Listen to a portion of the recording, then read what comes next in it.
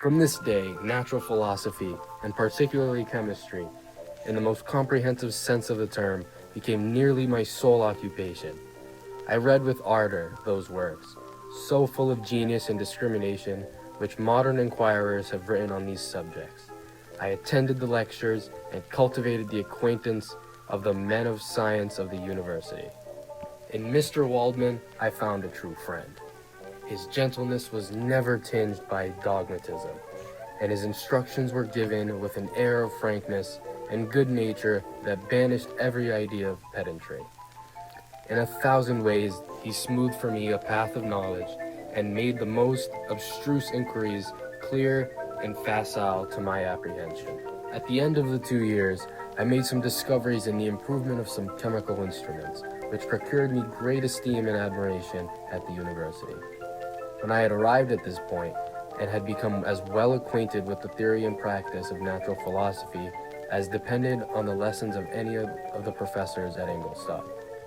My residence there being no longer conducive to my improvements, I thought of returning to my friends and my native town, when an incident happened that protracted my stay.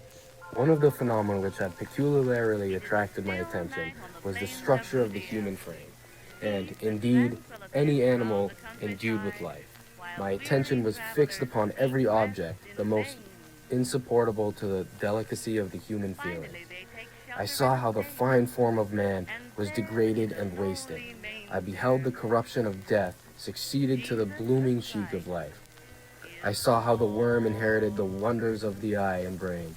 I paused, examining and analyzing all of the minutiae of causation, as exemplified in the change from life to death and death to life, until from the midst of the darkness a sudden light broke in upon me, a light so brilliant and wondrous, yet so simple, that while I became dizzy with the immensity of the prospect which it illustrated, I was surprised that among so many men of genius who had directed their inquiries towards the same science, that I alone should be reserved to discover so astonishing a secret. I collected bones from charnel houses, and disturbed with profane fingers the tremendous secrets of the human frame. In a solitary chamber, or rather cell, at the top of the house, and separated from all the other apartments by a gallery and a staircase, I kept my workshop of filthy creation. My eyeballs were starting from their sockets and attending to the details of my employment. The dissecting room and the slaughterhouse furnished many of my materials, and often did my human nature turn with loathing from my occupation, whilst, still urged on by an eagerness which perpetually increased, I brought my work near to a conclusion. A new species would bless me as its creator and source. Many happy and excellent natures would owe their being to me. No father could claim the gratitude of his child so completely as I should deserve theirs. Pursuing these reflections, I thought that if I could bestow animation upon lifeless matter, I might, in the process of time, although I now found it impossible, renew life where death had apparently devoted the body to corruption. Winter, spring, and summer passed away during my labors, but I did not watch the blossom or the expanding leaves, sights which before always yielded me supreme delight. So deeply was I engrossed in my occupation. It was on a dreary night of November that I beheld the accomplishment of my toils. With an anxiety that almost amounted to agony, I collected the instruments of life around me, that I might infuse a spark of being into the lifeless matter that lay at my feet. It was already 1 in the morning. The rain pattered dismally against the panes, and my candle was nearly burnt out, when, by the glimmer of the half-extinguished light, I saw the dull yellow eye of the creature open. It breathed hard, and a convulsive motion agitated its limbs.